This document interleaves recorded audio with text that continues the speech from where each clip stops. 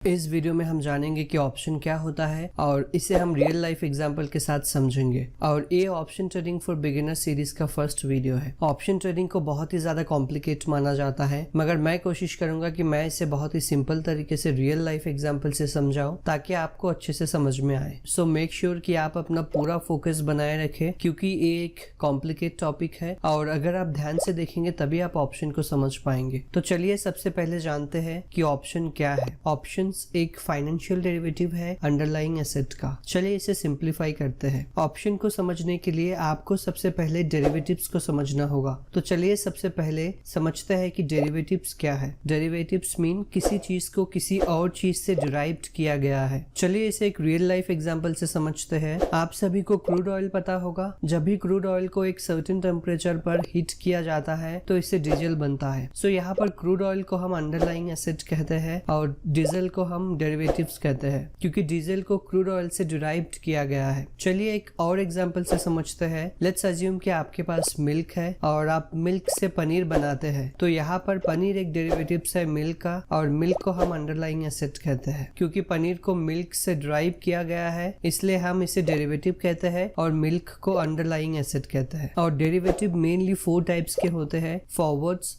Futures, options and swaps. मगर हम यहाँ पर सिर्फ ऑप्शन के बारे में बात करेंगे। दूसरे डेरिवेटिव को हम किसी और वीडियो में डिस्कस करेंगे। क्योंकि हम यहाँ पर ऑप्शन के बारे में सीख रहे हैं इसलिए अभी सिर्फ ऑप्शन के बारे में ही सीखेंगे। हमने देखा था कि options are financial derivatives of underlying assets. अब हमें यहाँ पता चल चुका है कि डेरिवेटिव्स क्या है और अंडरलाइंग एसेट क्या है। तो चलिए अब समझते हैं कि ऑप्शन एग्जैक्टली क्या है और इसे एक रियल लाइफ एग्जाम्पल से समझते हैं ताकि आपको अच्छे से समझ में आए। मान लीजिए कि आपके एरिया में 1 एकड़ लैंड की प्राइस 5 लाख है और आपको गवर्नमेंट के किसी ट्रस्टेड पर्सन से पता चला कि गवर्नमेंट आपके एरिया में नेक्स्ट 6 मंथ में एक एयरपोर्ट बनाने वाली है और लैंड की प्राइस डबल होने वाली है। मगर आपके पास सिर्फ 10 लाख रुपए है और आपको लगता है कि एक गोल्डन अपॉर्चुनिटी है और आप ज्यादा पैसा कमाना चाहते हैं। मगर आपके पास जो पैसा है आप उससे सिर्फ 2 एकड़ लैंड ही खरीद सकते हैं क्योंकि लैंड की प्राइस 5 लाख पर एकड़ है और आपके पास सिर्फ 10 लाख है। तो आपने आपके आसपास में जितने भी लोग लैंड सेल करना चाहता है आप उन सभी से बात किया कि आप उनके लैंड को 5 लाख रुपीस पर एकड़ के प्राइस पर खरीदना चाहते हैं। मगर आप अभी उन्हें बस एक टोकन अमाउंट या बुकिंग अमाउंट देंगे जो कि 10,000 पर एकड़ के हिसाब से, और उनके बाकी के पैसे 6 महीने के बाद देंगे। मगर आपने जिनसे भी जमीन बुक किया है उन्होंने कहा कि आपको 6 महीने के बाद ये लैंड देंगे और इसी प्राइस पर ही देंगे, यानी कि 5 लाख पर एकड़ के प्राइस पर ही देंगे चाहे लैंड का प्राइस बढ़े या कम हो। मगर 6 महीने के बाद अगर आप इस लैंड को नहीं खरीदते हैं तो आपको ये बुकिंग अमाउंट रिटर्न नहीं मिलेगी और आप इस कंडीशन पर एग्री हो गए और आपके और सेलर के बीच में एक एग्रीमेंट हुआ है। यहाँ पर आपको एक ऑप्शन मिलता है कि आप 6 महीने के बाद लैंड को ले भी सकते हैं या नहीं भी, ये आपके ऊपर है। और इसी कॉन्ट्रैक्ट या एग्रीमेंट को हम ऑप्शन कहते हैं जो आपको एक राइट देती है, एक हक देती है कि आप 6 महीने के बाद इसी प्राइस पर चाहे तो लैंड को खरीद सकते हैं या नहीं भी खरीद सकते हैं, ये आपके ऊपर है। ऑप्शन से कॉन्ट्रैक्ट होता है जिसे बाई करने पर फ्यूचर में हमें किसी चीज को एक फिक्स डेट तक फिक्स प्राइस पर हमें बाई या सेल करने का राइट मिलता है। इस एग्जांपल में आप लैंड को बाई कर रहे हैं, आपके पास अगले 6 महीने का समय है, यानी कि 6 महीने के बाद एक कॉन्ट्रैक्ट एक्सपायर हो जाएगा और आपने और लैंड ओनर ने जो प्राइस फिक्स किया है वो है 5 लाख पर एकड़ और आपको एक राइट मिला है कि आप 6 महीने के बाद इस लैंड को खरीद सकते हैं या आप चाहे तो नहीं भी खरीद सकते हैं, ये आपके ऊपर है। और अगर आप इस लैंड को 6 महीने के अंदर नहीं खरीदते हैं तो आपका कॉन्ट्रैक्ट 6 महीने के बाद एक्सपायर हो जाएगा, यानी कि आपके पास और कोई भी राइट नहीं रहेगा। और इसी को ही हम ऑप्शन कहते हैं। इसे हम वीडियो में आगे स्टॉक मार्केट के साथ रिलेट करके भी समझेंगे ताकि ऑप्शन के कॉन्सेप्ट को क्लियरली समझ में आए। सो आपने अपना 10 लाख रुपीस को 10,000 पर एकड़ के हिसाब से आपने 100 एकड़ जमीन के लिए टोकन अमाउंट दिए है और एक एग्रीमेंट किए हो कि आप उनके सारे पैसे 6 महीने के बाद देंगे। यहाँ पर 2 सिनेरियो हो सकता है। सबसे पहला है जैसा आपने एक्सपेक्ट किया था, 6 महीने में गवर्नमेंट ने आपके एरिया में एक एयरपोर्ट ओपन कर दिया है और एयरपोर्ट ओपन होते ही लैंड का डिमांड बहुत ज्यादा बढ़ गया है और जो लैंड का प्राइस 5 लाख पर एकड़ था अब वो लैंड का प्राइस डबल होकर 10 लाख पर एकड़ हो चुका है। सो आपने जो 100 एकड़ लैंड टोकन अमाउंट देकर खरीदा था, आपने वो सारी 100 एकड़ लैंड को 10 लाख पर एकड़ के हिसाब से किसी और को सेल कर दिया और आपने जिनके पास से लैंड खरीदा था उन उन सभी को 5 लाख पर एकड़ के हिसाब से पैसा दे दिया। सो आपने 5 लाख पर एकड़ के हिसाब से लैंड को खरीदा था और 10,000 rupees as a booking amount दिए थे। मतलब आपने total 5 lakh plus 10,000 5 lakh 10,000 rupees दिए थे 1 एकड़ लैंड के लिए, मगर आपने उसी लैंड को 10 लाख पर एकड़ के हिसाब से बेच दिए है। सो आपका profit 10 lakh minus 5 lakh 10,000 equal to 4,90,000 पर एकड़ के हिसाब से आपको प्रॉफिट हुआ है। सो आपने टोटल 100 एकड़ into 4,90,000 equal to 4 crore 90 lakh का प्रॉफिट किया है। सो यहाँ पर आपने 4 करोड़ 90 लाख का प्रॉफिट किया है। यहाँ पर आपने टोकन अमाउंट पे किए हो तो आप एक बायर है और जिसको आपने टोकन अमाउंट दिए हो, यानी कि लैंड ओनर जिसने आपसे टोकन अमाउंट लिया है वो एक सेलर है और इस टोकन अमाउंट को ही स्टॉक मार्केट में प्रीमियम कहते हैं। आपको हमेशा ये याद रखनी है कि जो भी इंसान प्रीमियम पे करता है वो एक बायर है और जो इंसान प्रीमियम को रिसीव करता है या लेता है वो एक सेलर है। अगर आप उस 10 लाख रुपीज से लैंड खरीदते तो आप सिर्फ 2 एकड़ लैंड ही खरीद सकते थे और सिर्फ 5-5 लाख रुपए पर एकड़ के हिसाब से 10 लाख का प्रॉफिट कमा पाते थे। मगर आपने ऑप्शन कॉन्ट्रैक्ट का यूज किया और आपने उसी 10 लाख रुपीज लगाकर 4 करोड़ 90 लाख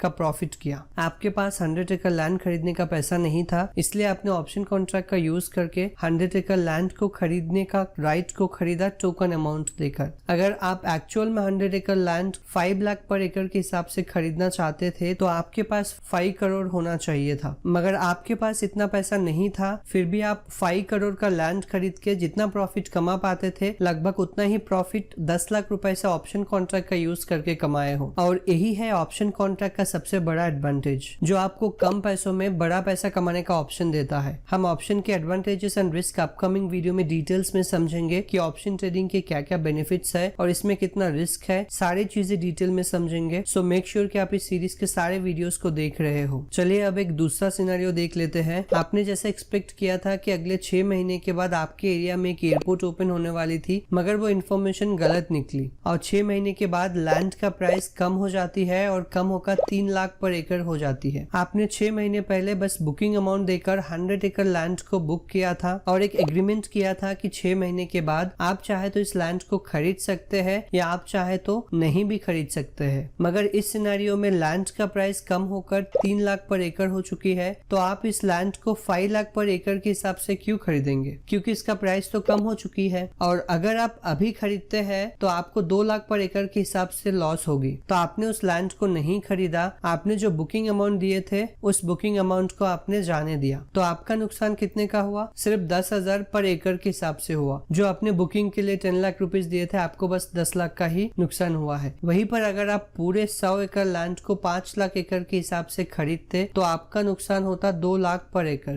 यानी कि 100 एकड़ जमीन के लिए आपको टोटल 2 करोड़ का नुकसान होता। तो आपने ऑप्शन कॉन्ट्रैक्ट के जरिए होने वाले नुकसान को कम कर दिया। 2 करोड़ के नुकसान की जगह आपने सिर्फ 10 लाख का नुकसान किया है और आपने अपने लॉस को लिमिट किए हो। मगर स्टॉक मार्केट में इसी 10 लाख के लॉस को आप और भी कम कर सकते हैं, और वो कैसे कर सकते हैं इसे हम सीरीज में जैसे जैसे आगे जाएंगे वैसे वैसे डिस्कस करेंगे। चलिए अब एक स्टॉक मार्केट के एग्जांपल से समझते हैं कि ऑप्शन क्या है और वो कैसे काम करता है। So let's take an example of HDFC bank. चलिए देखते हैं कि HDFC बैंक की मार्केट प्राइस क्या है। सो मैंने यहाँ पे NSE की वेबसाइट को ओपन कर लिया है और HDFC बैंक अभी 1516 रुपीज पर ट्रेड कर रहा है। हम अपने कैलकुलेशन को सिंप्लीफाई करने के लिए लेट्स अज्यूम कि HDFC बैंक अभी 1520 पर ट्रेड कर रहा है, या आप कह सकते हैं कि इसका मार्केट वैल्यू 1520 है। मान लीजिए कि आपने एनालिसिस किया है और आपके एनालिसिस के हिसाब से आप श्योर हो कि HDFC बैंक का प्राइस बढ़ने वाली है और आप चाहते हो कि आप HDFC बैंक की शेयर खरीदकर प्रॉफिट कमाओ। मगर HDFC बैंक की शेयर की प्राइस 1520 रुपीज है और आप 550 क्वांटिटी खरीदना चाहते हो। मैंने यहाँ पर 550 क्वांटिटी क्यों लिया है वो मैं आपको वीडियो में आगे बताऊंगा। और अगर आप 1520 पर शेयर के हिसाब से 550 क्वांटिटी खरीदते हैं तो आपको टोटल 8,36,000 की कैपिटल की जरूरत होगी, मगर आपके पास फिलहाल इतना पैसा नहीं है। ये बिल्कुल सिमिलर टू लैंड एग्जांपल है जहां पर 100 एकड़ लैंड खरीदने के लिए आपको 5 करोड़ की जरूरत थी, मगर आपके पास 5 करोड़ नहीं था, तो आपने उसी 100 एकड़ लैंड को 10,000 पर एकड़ के हिसाब से टोकन अमाउंट देकर 5 लाख पर एकड़ के हिसाब से अगले 6 महीने में खरीदने का कॉन्ट्रैक्ट किया था। यहाँ पर भी 550 क्वांटिटी खरीदने के लिए आपके पास 8,36,000 रुपीज नहीं है, तो आपके पास यहाँ पर अभी एक ऑप्शन है कि आप टोकन अमाउंट देकर HDFC बैंक के ऑप्शन को खरीद सकते हैं, जैसे कि आपने लैंड के लिए किया किया था और स्टॉक मार्केट में इस टोकन अमाउंट को प्रीमियम कहते हैं। तो चलिए हम लाइव मार्केट में देखते हैं कि हमें HDFC बैंक के 15-20 रुपए के ऑप्शन खरीदने के लिए कितना प्रीमियम देनी होगी। इसके लिए हम NSE की वेबसाइट पर ऑप्शन चेन को ओपन कर लेंगे। ये NSE की वेबसाइट है और इसे हम ऑप्शन चेन कहते हैं। यहाँ पर आपको बहुत सारी चीजें दिखेंगी जिससे हम सीरीज में आगे डिस्कस करेंगे। अभी फिलहाल हमें बस प्रीमियम कितना पे करना है वही चेक करना है और इसके प्रीमियम चेक करने के लिए आपको सबसे पहले यहाँ पर HDFC बैंक को सिलेक्ट कर लेनी है और फिर इसका एक्सपायरी डेट चूज करनी होगी जो आप यहाँ पर कर सकते हैं। तो हम इसके सबसे नियरेस्ट एक्सपायरी डेट को सिलेक्ट कर लेंगे जो है 30th of May। हर एक स्टॉक के ऑप्शन की एक्सपायरी उस महीने के लास्ट थर्सडे को होती है। सो अगर आप देखेंगे तो 30th May थर्सडे है। और वीडियो में आगे बढ़ने से पहले आपको बता दूं ऑप्शन मेनली 2 टाइप्स के होते हैं, कॉल ऑप्शन और पुट ऑप्शन। इस साइड के ऑप्शन को हम कॉल ऑप्शन कहते हैं और इस साइड के ऑप्शन को हम पुट ऑप्शन कहते हैं। अगर आप कॉल ऑप्शन खरीदते हैं तो आपका व्यू है कि मार्केट ऊपर की तरफ जाएगी और अगर मार्केट ऊपर की ओर जाएगा तब आप प्रॉफिट कमाएंगे। और अगर आप पुट ऑप्शन खरीदते हैं तो आपका व्यू है कि मार्केट नीचे जाएगी और जब मार्केट नीचे जाएगा तो आप प्रॉफिट कमाएंगे। अभी के लिए बस इतना याद रखिए कॉल और पुट ऑप्शन के बारे में। नेक्स्ट वीडियो में हम इसे डिटेल में समझेंगे। मैं सारे चीजों को एक ही वीडियो में कंबाइन नहीं करना चाहता हूँ ताकि आपको अच्छे से समझ में आए और आप कंफ्यूज ना हो। इसलिए कॉल ऑप्शन और पुट ऑप्शन को हम नेक्स्ट वीडियो में डिटेल में डिस्कस करेंगे। तो आपके एनालिसिस के हिसाब से आपका व्यू है कि HDFC बैंक के शेयर की प्राइस बढ़ने वाली है तो आपको कॉल ऑप्शन खरीदना होगा तभी आपको प्रॉफिट होगा। और फिलहाल HDFC बैंक 1516 रुपए पर ट्रेड कर रहा है तो हम सबसे नियरेस्ट स्ट्राइक प्राइस को कंसिडर करेंगे जो कि है 1520 और 1520 के स्ट्राइक प्राइस के कॉल ऑप्शन का प्रीमियम फिलहाल 11 रुपए 50 पैसा है। इसका मतलब है कि आप HDFC बैंक के एक शेयर के ऑप्शन को सिर्फ 11 रुपए 50 पैसे देकर खरीद सकते हैं। ये आपका बुकिंग अमाउंट है, जैसे कि आपने लैंड खरीदते समय 10,000 बुकिंग अमाउंट दिए थे। मगर जब आप स्टॉक मार्केट में ऑप्शन खरीदते हैं तो आप एक क्वांटिटी नहीं खरीद सकते हैं, आपको लॉट में खरीदना होता है। अब ये लॉट का मतलब है नेशनल स्टॉक एक्सचेंज ने एक मिनिमम क्वांटिटी सेट किया है कि अगर आप ऑप्शन में ट्रेड करना चाहते हैं तो आपको मिनिमम एक लॉट खरीदना होगा और HDFC बैंक का एक लॉट में 550 क्वांटिटी होती है। ये लॉट साइज हर एक स्टॉक का इंडिसेस का डिफरेंट होता है, जैसे कि निफ्टी 50 का लॉट साइज 25 है, बैंक निफ्टी का लॉट साइज 15 है, उसी तरह HDFC बैंक का 550 है और ये lot size national stock exchange decide करती है। तो आपको मिनिमम 550 क्वांटिटी खरीदना होगा। यही रीजन है कि मैंने ऊपर एग्जांपल लिया हो कि आपको 550 क्वांटिटी खरीदना है। तो अगर आप HDFC बैंक के ऑप्शन का एक लॉट खरीदना चाहते हैं तो आपको 550 इंटू 11.50 पैसे इक्वल टू 6,325 रुपीज लगेंगे। वहीं पर अगर आप HDFC बैंक के 550 क्वांटिटी शेयर खरीदते तो आपको 8,36,000 रुपए की जरूरत होती। तो मान लेते हैं कि आपने HDFC बैंक के 1520 के ऑप्शन का एक लॉट 6,325 रुपए देकर खरीद लिया है जिसकी एक्सपायरी 30 मई को है। आपने यहाँ पर सेलर को 6,325 रुपए देकर एक एग्रीमेंट किए हो कि आप 30 मई तक HDFC बैंक के ऑप्शन को जिसकी मार्केट प्राइस 1520 है इसे आप बाई कर सकते हैं या नहीं भी कर सकते हैं, ये आपके ऊपर डिपेंड करता है। यानी कि आपको इस ऑप्शन को बाई करने का राइट 30th मई के बाद और नहीं रहेगी, ये ऑप्शन एक्सपायर हो जाएगी। अब यहाँ पर भी 2 सिनारियो हो सकता है। पहले सिनारियो में आपके एनालिसिस के हिसाब से प्राइस ऊपर की ओर मूव किया, आपने 550 क्वांटिटी खरीदा था 1520 रुपए के प्राइस पर, मगर अभी HDFC बैंक के शेयर का प्राइस 1700 हो गई है तो आपने 550 क्वांटिटी को 1700 के प्राइस पर किसी और को सेल कर दिए हो। सो आपने 1520 रुपए पर शेयर के हिसाब से खरीदा था और 11 रुपए 50 पैसे एज ए बुकिंग अमाउंट या प्रीमियम दिए थे। मतलब आपने टोटल 1520 और 11 रुपए 50 पैसे टोटल 1531 रुपीज 50 पैसे दिए थे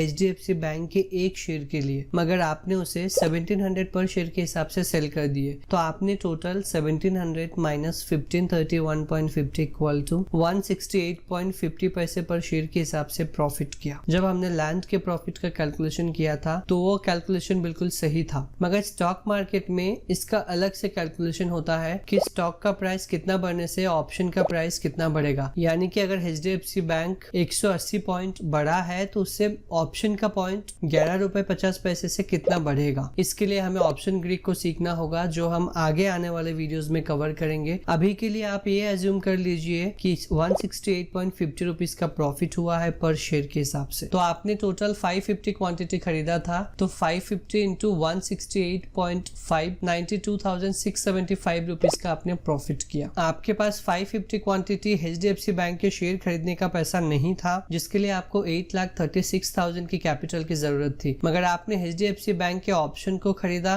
और उतना ही प्रॉफिट किया जितना आप 8,36,000 लगाकर कर सकते थे। और ये बिल्कुल उस लैंड की तरह है जो हमने पहले एग्जाम्पल में डिस्कस किया था। तो ऑप्शन ट्रेडिंग आपको एक राइट देती है कि अगर आपके पास बड़ा कैपिटल ना भी हो तब भी आप कम कैपिटल में ऑप्शन ट्रेडिंग करके बड़ा पैसा कमा सकते हैं, जैसे कि हम ये 2 एग्जाम्पल में समझे हैं। चलिए अब दूसरा सिनेरियो भी देख लेते हैं। इस सिनेरियो में जैसा आपने एक्सपेक्ट किया था, प्राइस आपके एक्सपेक्टेशन के अकॉर्डिंग मूव नहीं किया और नीचे की ओर 1300 तक मूव किया। आपके एग्रीमेंट के हिसाब से आपने 1520 रुपए में खरीदने का ऑप्शन कॉन्ट्रैक्ट किए थे, मगर प्राइस 1520 से कम होकर 1300 तक आ चुकी है, यानी कि 220 पॉइंट नीचे मूव किया है। अब आपने HDFC बैंक के 1520 के ऑप्शन को 11 रुपए 50 पैसे में खरीदा था, जिससे आपको एक राइट मिला था कि अगर आप चाहे तो आप अपने ऑप्शन को एक्सपायरी के अंदर खरीद सकते हैं या आप उसे एक्सपायर होने दे सकते हैं, क्योंकि इसकी वैलिडिटी सिर्फ इस मंथ के लास्ट थर्सडे तक है, यानी कि 30 मई तक ही है। अब आपके ऑप्शन कॉन्ट्रैक्ट के अनुसार आपने 1520 के प्राइस पर खरीदने का कॉन्ट्रैक्ट किए थे, मगर अब इसका प्राइस कम होकर 1300 हो चुका है, तो आप 220 रुपीज के लॉस पर इसे क्यों खरीदेंगे? तो आपने इस ऑप्शन को नहीं खरीदा और आपने जो प्रीमियम 11 रुपए 50 पैसे दिए थे उसे आपने एक्सपायर होने दिया। ऐसा करके आपका मैक्सिमम 6,325 रुपए का लॉस हुआ है, क्योंकि आपने टोटल 6,325 रुपए देकर ऑप्शन कॉन्ट्रैक्ट को खरीदा था। तो आपने यहाँ पर अपने होने वाले नुकसान को लिमिट कर दिया, क्योंकि आपका मैक्सिमम लॉस जितना आपने प्रीमियम दिए हो उतनी ही हो सकती है, मगर इसमें प्रॉफिट अनलिमिटेड है। अगर प्राइस आपके एनालिसिस के हिसाब से जितना ऊपर जाएगा एक्सपायरी डेट तक, आपको उतनी ज्यादा प्रॉफिट मिलेगी। तो बेसिकली ऑप्शन एक कॉन्ट्रैक्ट है जिससे खरीदने से आपको स्टॉक या इंडिसेस को प्री डिटरमाइंड डेट पर बाई या सेल करने का राइट देती है, या अगर आप चाहे तो उसे एक्सपायर भी होने दे सकते हैं। शायद अब आपको पता चल गया है कि ऑप्शन ट्रेडिंग क्यों करनी चाहिए। ऑप्शन ट्रेडिंग का सबसे बड़ा बेनिफिट ये है कि अगर आपके पास बहुत छोटा कैपिटल भी है, फिर भी आप ऑप्शन के थ्रू बड़े बड़े स्टॉक या इंडिसेस में ट्रेड कर सकते हैं और बड़ा पैसा कमा सकते हैं। ऑप्शन में यूजुअली रिस्क भी ज्यादा होते हैं कंपेयर टू स्टॉक, क्योंकि ये ज्यादा वोलाटाइल होती है, मगर हमारे पास ऐसा तरीका है जिससे हम अपने रिस्क को भी मैनेज कर सकते हैं, जो हम इस सीरीज में आगे सीखेंगे। आई होप कि मैं इस कॉम्प्लिकेट टॉपिक को सिंप्लीफाई कर पाया हूँ और आपको समझा पाया हूँ। और अगर किसी को समझ में ना आए तो वीडियो को दोबारा जरूर देख लीजिएगा, और अगर आपको लगता है कि मैंने आपको अच्छे से समझा पाया हूँ, then please like the video and leave a comment below. और अगर कोई और option trading step by step सीखना चाहता है तो इस वीडियो को उनके साथ भी शेयर जरूर करिएगा। मिलते हैं इस सीरीज के नेक्स्ट वीडियो में, तब तक के लिए stay safe and thank you for watching.